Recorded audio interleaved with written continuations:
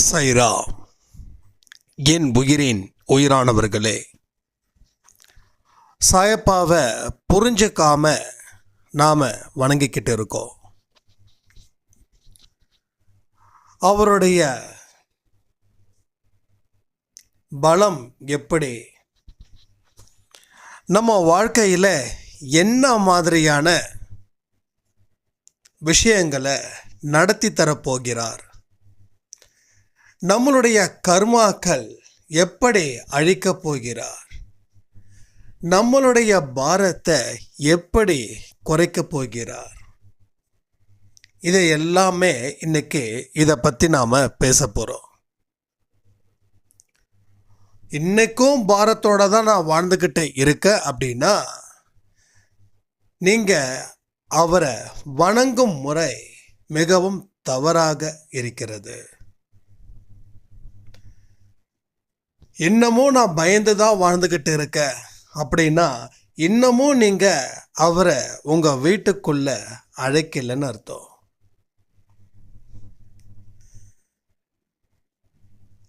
அவர்கிட்ட இன்னமும் நீங்கள் மனப்பூர்வமாக உங்களை ஒப்படைக்கலை, அதனாலேயும் இந்த மாதிரியான பிரச்சனைகள் அதிகரிக்குது. அவர்கிட்ட இன்னமும் நம்ம மண்டியிட்டு சரணாகதி அடையலை, மண்டி இடலை. நமக்கு இன்னமும் பலத்த சந்தேகங்களும் இருந்துக்கிட்டே இருக்குது.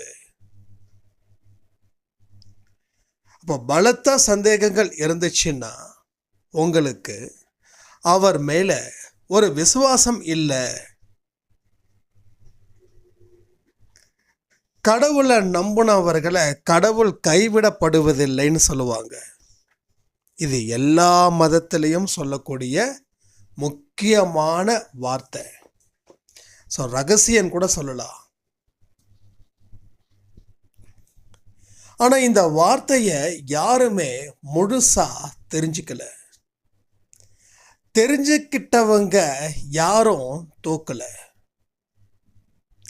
தெரிஞ்சுக்காமலே நம்ம பேசிக்கிட்டு இருக்கோம். கடவுள் என்னை கைவிடலை, கடவுள் உங்களை கைவிடலை. ஆனால் உங்கள் வாழ்க்கையில் நடந்த அத்தனை தோல்விகளுக்கும் காரணமாக இருந்தது கடவுளை நீங்கள் கைவிட்டதால். கடவுளோட விஷயத்தை நீங்கள் முழுசாக தெரிஞ்சுக்கல அப்படின்னாவே கடவுளை அறிஞ்சிக்க விருப்பம் இல்லை. கடவுளை நல்லபடியாக பொறுமையாக ஆழமாக புரிஞ்சுக்கிட்டா நம்ம வாழ்க்கையில் துன்பங்கள் அப்படின்ற ஒரு விஷயமே வரவே வராது. நீ யார் பக்கம் இருக்கிற அதை பொறுத்து உனக்கு வாழ்வா சாவா. நீ இந்த பக்கமும் இல்லாமல் இருக்க, அந்த பக்கமும் இல்லாமல் இருக்க, எந்த பக்கம் போகிறதுன்னு உனக்கு புரியலை. அதனால் உன் வாழ்க்கையில் என்ன கிடைக்கணும் அப்படின்னு யாருக்குமே புரியலை, கொடுக்கவும் தெரியலை. இவன் நல்லவன் அப்படின்னா நல்லவன் உதவி பண்ணுவான், இவன் கெட்டவன் அப்படின்னா கெட்டவன் உதவி பண்ணுவான். நீ நல்லவன் பக்கமும் சேரலை, கெட்டவன் பக்கமும் சேரலை, அதனால உனக்கு உதவிகள் கிடைக்கல. அதே போல தான் இதுவும். ஒன்று கடவுள் இருக்கிறாருன்னா நீ கடவுளை நம்பி உன்னோட வேலைகளை ஆரம்பி. இல்லை கடவுள் இல்லைன்னா உன்னை நம்பி உன் வேலைகளை ஆரம்பி. நீ கடவுளையும் கடவுளையும் நம்பல, உன்னையும் நம்பல. ஆனால் கேட்டால் நான் கடவுளை நம்புறேன்னு சொல்கிறேன். இதெல்லாமே முரண்பாடாக இருக்குது. ஒரு விஷயத்துக்கும் நம்ம சொல்கிறதுக்கும் செய்கிறதுக்கும் வாழ்க்கையில் நடக்கக்கூடிய நிகழ்வுகளும் மூணு திசையில் இருக்கு. நாம் இந்த திசைக்கு போகாமல் அந்த திசைக்கு போகாமல் மூணாவதாக ஒரு திசையை இல்லாத திசையில் நின்றுக்கிட்டே இருக்கோம் இல்லையா? அந்த மாதிரி இங்கேயும் 3 வழிகள், 2 வழி தான். அந்த 2 வழியை தாண்டி எந்த வழியும் இல்லை. ஆனால் நாமளும் மூணாவதா ஒரு இடத்துல நிற்கிறோம். அந்த இடத்துல வழி இருக்குதான்னு நினச்சிக்கிட்டே இருக்கோம். அது இல்லைன்னு தெரிஞ்சும் அதே இடத்துல நாம் நின்றுக்கிட்டு இருக்கோம்.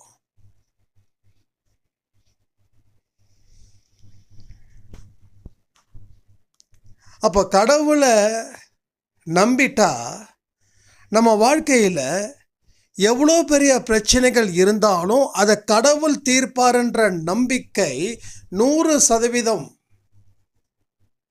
நீங்கள் வச்சிருந்தீங்கன்னா பிரச்சனைகள் தீர்ந்திருக்கும்.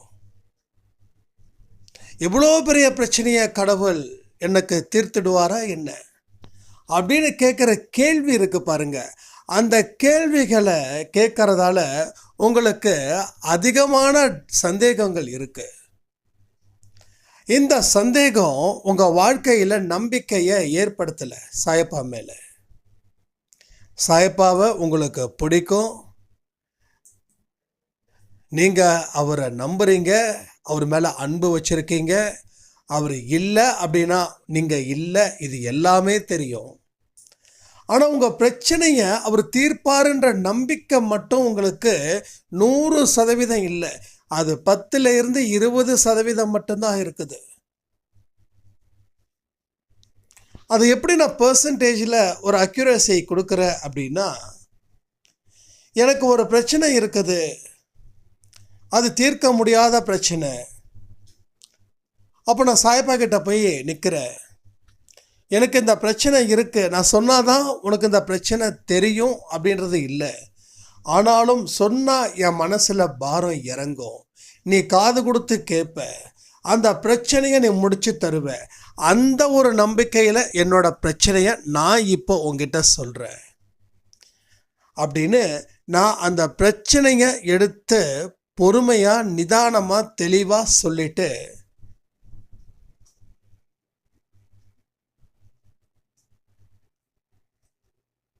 அந்த நம்பிக்கையோட அந்த பேச்சை நான் முடிக்கிறேன்.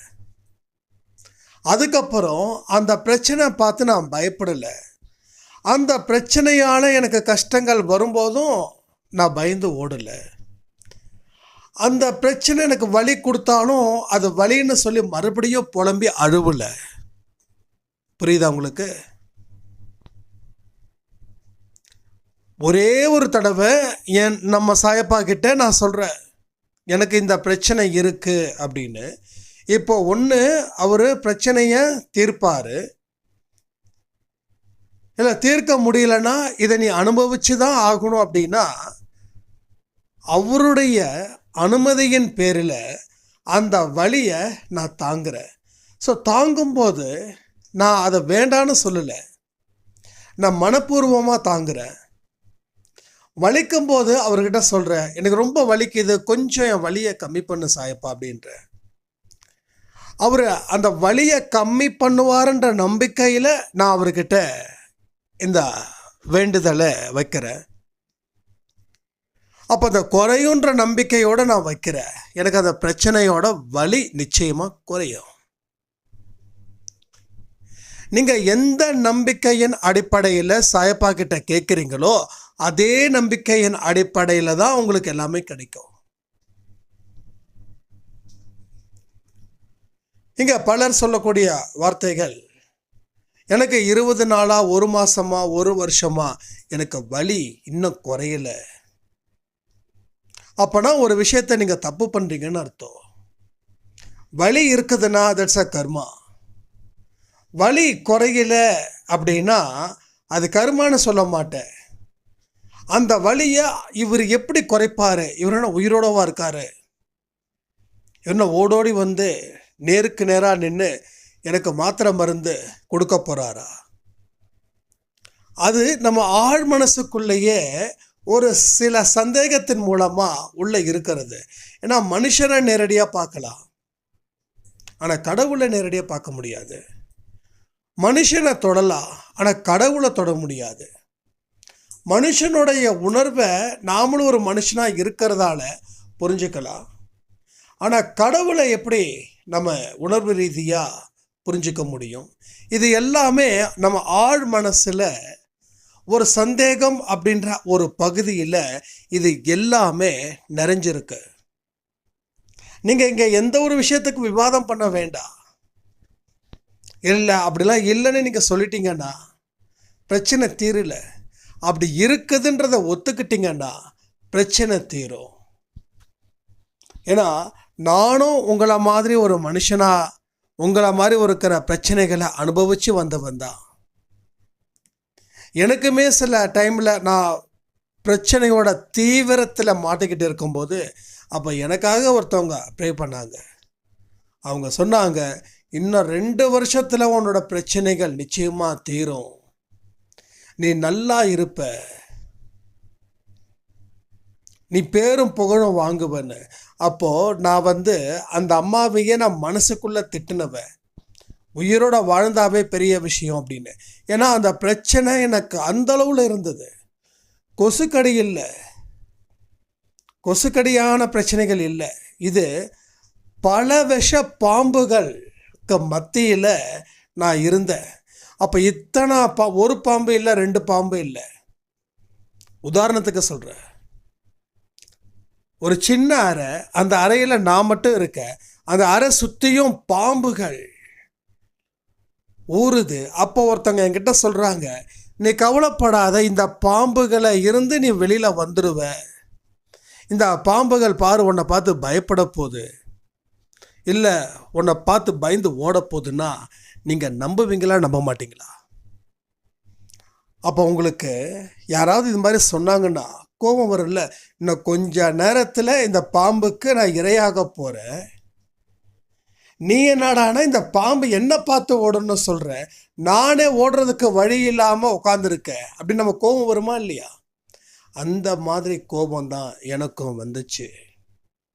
இப்போ நான் உங்களுக்கு இது மாதிரி சொல்லும்போது என் மேலேயும் நிச்சயமாக உங்களுக்கு கோபம் வரும்.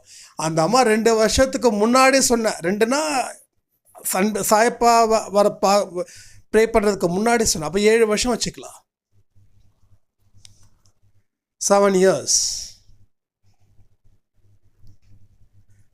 ஆனால் இப்போ அந்த அம்மாவை நான் நினச்சி பார்க்குறேன், அந்த அம்மா சொன்னது இஸ் ரைட்டு. ஆனால் நான் ஏற்றுக்கலை, ஏன்னா நான் ஆபத்தான சூழ்நிலையில் இருந்தேன். இப்போ நான் சொல்கிறது சரியாக தான் இருக்கும், நீங்கள் ஏற்றுக்கலை, ஏன்னா நீங்கள் ஆபத்தான சூழ்நிலையில் இருக்கிறீங்க. ஆனால் இதை ஏற்றுக்கிட்டா அடுத்த 2 வருஷம் கழித்து கண்டிப்பாக நீங்கள் சொல்லுவீங்க, தம்பி நானும் அப்படி தான்ப்பா இருந்தேன், நீ சொல்லும்போது எனக்கும் கோபம் வந்துச்சு, அதுக்கப்புறம் நான் நம்பிக்கை வச்சேன், இன்னைக்கு நான் இருக்கேன். 2019 ராமநவமி டைமில் சாப்பாடு வாங்கி கொடுக்கறதுக்கே முடியாத ஒரு அம்மா அடுத்த வருஷம் 8லேருந்து 10 பேருக்கு வீட்டுக்கு வரவழைச்சு வடை பாயசத்தோட இலை சாப்பாடு போட்டு அடுத்த வருஷத்தில் ஒரு 2-3 மெஸ் ஆரம்பித்து வேலைக்கு ஆட்களை போட்டு இன்னைக்கு சூப்பராக பண்ணுறாங்கன்னா துணிஞ்சவனுக்கு தான் நம்பலான்ற இது வரும். என் வாழ்க்கையில் முடிஞ்சிடுச்சுன்னு போயிட்டேன், சரி முடிஞ்சிடுச்சுன்னு நம்ம நினச்சிட்டோம், முடிய தான் போகுது, அதில் சந்தேகமே இல்லை.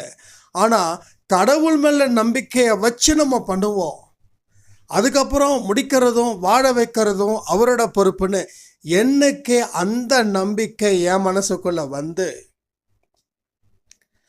அதுக்கப்புறம் என்னோட எந்த ஒரு பிரச்சனை பார்த்தும் பயப்படாமல், அந்த பிரச்சனை எனக்கு வலியை ஏற்படுத்தினாலும் அந்த வலியை பொருட்படுத்தாமல் நான் ஒரு அடியாக முன்னேறும்போது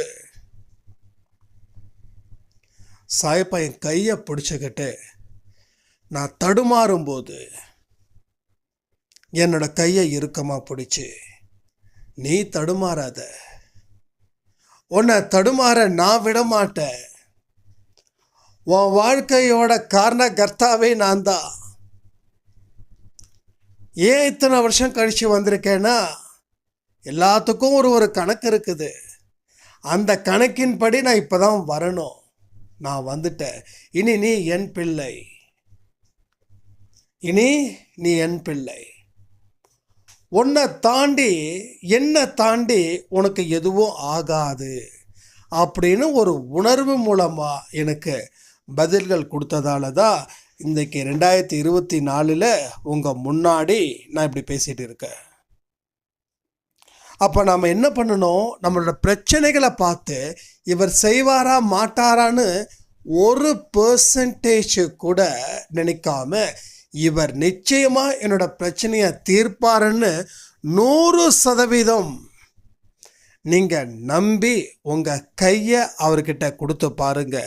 அதுக்கப்புறம் சாயப்பா உங்களை எந்த காரணத்தை கொண்டும் ஒரு நொடி பொழுதும் உங்களை அவர் கைவிட மாட்டார். எப்பயுமே அவர் கைவிட மாட்டார். இதில் நீங்கள் ரொம்ப தெளிவாக இருக்கணும். இது ரொம்ப முக்கியமான ஒரு விஷயமும் கூட. அப்போது நம்ம இப்போ சொல்கிறோம், நீங்கள் ஆரத்தி எடுங்க, சச்சரிதம் படிங்க, சாயப்பாவை நினைங்க, சாயப்பாவோட நாமத்தை சொல்லுங்க. போகும்போதும் வரும்போதும் சாப்பிடும்போதும் உட்காரும் போதும் நிற்கும் போதும் தூங்கும் போதும் வேலை செய்யும் போதும் குளிக்கும் போதும் எல்லா இடத்துலையும் சாயப்பாவை நினைங்க. எல்லா இடத்துலையும் சாயப்பாவை நினைங்க. நினைச்சிங்கன்னா என்ன ஆகும், உங்கள் பிரச்சனைகள் தீரும், உங்களுக்கு நம்பிக்கை ஏற்படும். ஆனால் நாம் நினைக்கிறோம், இதெல்லாம் நினச்சா நடந்துடுமா, இதெல்லாம் நினச்சா நம்ம நடந்துடுமா அப்படின்னு. அப்போ நீங்கள் ஒரு விஷயத்தை புரிஞ்சுக்கோங்க, இது நான் நினைக்கல, நினைக்க வைக்கிறதே அவர் தான். நம்ம பலத்தால் நம்ம ஜெயிக்கல. நல்லா புரிஞ்சுக்கணும், நீங்கள் செய்கிறதால ஜெயிக்கல, உங்களை அவர் செய்ய சொல்கிறதால நீங்கள் ஜெயிக்கிறீங்க. அர்ஜுனர் அவரோட பலத்தால் ஜெயிக்கல, மகாபாரத போரில் அவரோட பலத்தால் அவர் ஜெயிக்கல. யாருடைய பலத்தால் ஜெயிச்சாரு? கிருஷ்ண பரமாத்மாவோட பலத்தால் அவர் ஜெயிச்சாரு. ஏன்னா பரமாத்மா சொல்லக்கூடிய ஒவ்வொரு விஷயத்தையும் அவர் எந்த விதமான சந்தேகமும் இல்லாமல் எதிர்ப்பும் தெரிவிக்காமல் எதிர்த்து போரிட்டு மகாபாரதத்தில் வெற்றி பெற்றார். இதுதான் நமக்கு பாரத கதையோட மைய கருத்து. அதனால நான் இதை செய்கிறேன், இது அப்படிலாம் இல்லை, செய்ய வைக்கிறாரு. அவர் செய்ய வைக்கிறாரு. உடம்புக்கு நோயாக இருக்கிறவனுக்கு எப்போ மாத்திரை மருந்து தேவைப்படுதோ அதே மாதிரி கர்மான்ற நோயில் பாதிக்கப்பட்ட நமக்கு அந்த ஆரத்தியும் சச்சரிதமும் சாயப்பாவோட நினப்பும் தான் அருமருந்து. வெளியில் இருக்கிற நோய்க்கு மாத்திரை இருக்குது, மருந்து இருக்குது. ஆனால் உள்ளுக்குள்ளே இருக்கிற நோய்க்கும் மாத்திரை இருக்குது, மருந்து இருக்குது. அந்த மருந்து தான் சாயப்பா சொல்லக்கூடிய விஷயத்தை நாம் கடைப்பிடிக்கிறது தான், அதை நம்ம மருந்தாக உட்கொள்கிறோம். ஆனால் இன்னொரு விஷயம் இருக்குது. நான் அடிக்கடி நினைப்பேன், ஏன் இந்த நேரத்தில் மட்டும் நம்ம சாயப்பாவை, இப்போ இல்லை சில வருஷத்துக்கு முன்னாடி, ஏன் இதுக்கு முன்னாடியும் நம்ம சாயப்பா பாபான்னு சொல்லி கூப்பிட்டோம், கோயிலுக்கு போனோம், வந்தோம், ஏதோ நல்ல சுட சுட பிரசாதம் போட்டாங்க, சாப்பிட்டோம். நிறைய பேர் சொன்னாங்க பாபாவை கும்பிடுன்னு. ஆனால் ஒன்றும் பெருசாக நமக்கு ஒன்றும் தெரியல அப்படின்னு. அப்போ பிரச்சனைகள் வரும்போது மனசு அவரை நினைக்குது. அப்போ யார் நினைக்க வைக்கிறதுனா எக்ஸாக்ட்லி 100% அவர் தான். இதுக்கு முன்னாடி நான் அவரை நினைச்சேன், அவர் என்ன நினைக்கல. ஆனால் இப்போ அவர் என்ன நினைக்கிறாரு, அவர் நினைக்கிறத நான் பரிபூரணமாக உணர்றதால நான் அவர்கிட்ட இன்னும் ஐக்கியமாகிறேன். அவ்வளோதான். இப்போ நீங்கள் நினச்சதால அவர் வரல, அவர் நினச்சதால நீங்கள் வந்தீங்க. இது சரியான நேரம். இது 100% பர்ஃபெக்ஷனான டைம் இது. அப்போ இந்த நேரத்தில் நீங்கள் முழுமையாக அவரை அடையிறதுக்கு உண்டான வழிகள் தான் இந்த வழிகள். ஆனால் இதுலேயும் நீங்கள் தாமதப்படுத்தியோ இல்லை சந்தேகப்பட்டு பின்னோக்கி போனாலோ மறுபடியும் அவர் எப்போ உங்களை நினைப்பாருன்னு தெரியாது. அவர் நினச்சிட்டாரதால தான் நாம் அவர்கிட்ட வரோம். இதை நாம் என்றைக்குமே மறக்கக்கூடாது. ஒரு அடி பின்னுக்கு போகக்கூடாது, அவர் கையை விடக்கூடாது. இது எல்லாமே நம்ம செஞ்சிட்டோம் அப்படின்னா மறுபடியும் அவர் எப்போ நினைப்பார்னு தெரியாது. இதை நல்லா புரிஞ்சுக்கணும். ஏன்னா அன்பே சாயில நிறைய விஷயங்கள் இப்படி நடந்திருக்குது. அதாவது சில பேருக்கு மிராக்கிள்ஸ் நடத்திட்டாரு அப்படின்னா அதுக்கப்புறம் அந்த மனுஷங்க வரமாட்டாங்க, அதுக்கப்புறம் மறந்து போயிடுவாங்க, அதுக்கப்புறம் மறுபடியும் பிரச்சனை வரும். ஆனால் இவர் நினைக்க மாட்டார். இப்போது அவர் நினைக்கும் போதே நம்ம எல்லா விஷயமும் தெளிவாக இருந்தால் நம்ம ஒவ்வொரு தடவை மனப்பூர்வமாக அவரை அழைக்கும் போது அவர் நம்ம முன்னாடி வருவார். நீங்கள் அழைக்கிறத நிறுத்திட்டீங்க, அதாவது உங்கள் ஃபோனில் சார்ஜ் இருக்குது, அதனால தான் அது உயிர் இருக்குது. அப்போ உங்கள் ஃபோனில் சார்ஜ் இல்லாமல் நீங்கள் பேசுனா உங்களுக்கு மட்டும்தான் கேட்கும், எதிரில் இருக்கிறவங்களுக்கு கேட்காது இல்லை. அதே போல தான் நீங்கள் அவர் உங்களை நினைக்கும் போது நீங்களும் அவரை நினைக்கிறீங்க. இது சரியான நேரம். இந்த நேரத்தை எந்த காரணத்தை கொண்டும் நீங்கள் விட்டுடக்கூடாது. இதை நீங்கள் பிடிச்சிட்டிங்கன்னா அது வரக்கூடிய எல்லா ஜென்மத்திலையும் அவருடைய நினைப்போட, அவர் நம்ம நினைப்போட இருப்பார், நாம் இருப்போம். ஒருவேளை இந்த கம்யூனிகேஷன் இந்த பிறவியில் கட் ஆயிடுச்சுன்னா மறுபடியும் பிரச்சனை வரும்போது நீங்கள் வருவீங்கல்ல, வரும்போது அவர் நினைக்க மாட்டார், ஆனால் நீங்கள் நினைப்பீங்க, சாய்ப்பா முன்ன இருந்ததோட பல மடங்கு பிரச்சனை இல்லை, நான் இருக்கனே, என்னை காப்பாற்றுன்னு. அது வெறும் சத்தம் மட்டும்தான் இருக்கும். ஏன்னா அவர் என்னைக்கோ உங்களை நினைக்கிறத விட்டுட்டார். ஏன்னா இதுக்கு முன்னாடி எந்த பாவமும் செய்யாமல் நீங்கள் இருந்தீங்க. ஆனால் இப்போ அவரை விட்டுட்டு போனதுக்கப்புறம் நிறைய பாவத்தை செய்ய ஆரம்பிச்சிட்டீங்க. அந்த பாவங்கள் தன்மை அப்படிப்பட்டது. ஏன்னா அவருடைய அந்த புனித தன்மை நம்மக்கிட்ட வர அது விடலை. ஏன்னா நம்ம செஞ்ச பாவம் அப்படிப்பட்டது. அப்போ இந்த வாய்ப்பை நம்ம 100% பயன்படுத்தினா மட்டும்தான் நாம் வாழ்க்கையில் வெற்றிகரமான மனுஷனாக வாழ முடியும். அதனால் இதை சாதாரணமாக நினைக்காம உங்கள் வாழ்க்கைக்கு தேவையான விஷயங்கள், சாயப்பாவுக்கு இப்படிலாம் நாம் இருக்கணும், இப்படிலாம் நம்பிக்கையோடு இருக்கணும், எந்த காரணத்திலையும் நான் அவரை கைவிடக்கூடாது, அவரோட கையை இறுக்கமாக பிடிச்சிக்கிட்டு நான் வாழ்க்கையில் கர்மான்றதை நான் கடக்கணும் அப்படின்னு. அப்போ கர்மா எப்படி கரையும் அப்படின்னு கேள்விகள் நீங்கள் கேட்கலாம். அவருடைய தொடர்பை இருந்துடுச்சுன்னா கர்மாக்கள் நம்மளோட பாதத்தில் எரிக்கப்படும். அதாவது பலமாக இருக்கிற ஒரு விஷம் கொடுக்குற பாம்பு விஷத்தை எடுத்துட்டா அது கொத்துனா கூட பிரச்சனை இல்லை. ஓகே, அதனால புரிஞ்சுக்கணும். இப்போ இந்த பாம்பாட்டிங்கெல்லாம் சில பாம்பை வச்சு வித்தை காட்டுவாங்க, தோல் மேலே போட்டுப்பாங்க, என்னென்னமோ பண்ணுவாங்க. ஏன்னா அந்த பாம்போட விஷத்தை அவங்க எடுத்துட்டாங்க. அதனால் பாம்பு கொத்துனா கூட ஒன்றும் பண்ணாது. அப்போது உங்கள் கர்மா எப்போ பலமாக இருக்குதுன்னா, என்னைக்கு கடவுளோட திருவடிக்கு நீங்கள் போகலையோ அப்போது அந்த கர்மாவோட பலம் அதிகம், அது உங்களை போட்டு தாக்கும். என்னைக்கு கடவுளோட திருவடியை நீங்கள் சரணாகதி அடைஞ்சிங்களோ அன்னைக்கு அந்த கர்மா பலகீனமாகுது. அதாவது அந்த விஷத்தை பிடுங்கியாச்சு, அது இருக்கும் ஆனால் உங்களை அடிக்காது. இதுக்கு முன்னாடி அடிச்சுது, இப்போ அதை அடிக்காது. இவ்வளோதாங்க ரெண்டுத்துக்கு இருக்கிற வித்தியாசம். அப்போ நீங்கள் கடவுளோட கையை விட்டுட்டீங்கன்னா மறுபடியும் அந்த பாம்பு பலம் கொண்டு உங்களை 2 மடங்காக தாக்கும். அதுக்கு முன்னாடி 1 மடங்காக தாக்குச்சு, இப்போ 2 மடங்காக தாங்கும். ஏன்னா இப்போ அந்த பாம்புக்கு தெரியும் உங்களை காப்பாற்ற இனி யாருமே இல்லை அப்படின்னு. ஏன்னா நீங்கள் கடவுளை கை விட்டுட்டீங்க, அவர் கையை பிடிக்கிறத விட்டுட்டீங்க. அது ஏதோ ஒரு காரணத்துக்காக நீங்கள் மறந்தீங்க. அதனால் அப்போ யோசிச்சு பாருங்கள், அவர் கையை விடுறது நல்லதா இல்லை கெட்டதா? அவர் கூடவே இருந்தால் நம்ம வாழ்க்கையில் எப்படிப்பட்ட விஷயத்தை நாம் சாதிக்கலாம்? இதை எல்லாத்தையும் நீங்கள் புரிஞ்சுக்கிட்டீங்கன்னா உங்கள் வாழ்க்கையில் மிகப்பெரிய சந்தோஷத்தை நீங்கள் அடையலான்னு சொல்லி இந்த ஆடியோவை நான் முடிக்கிறேன். ஜெய் சாய்ராம்.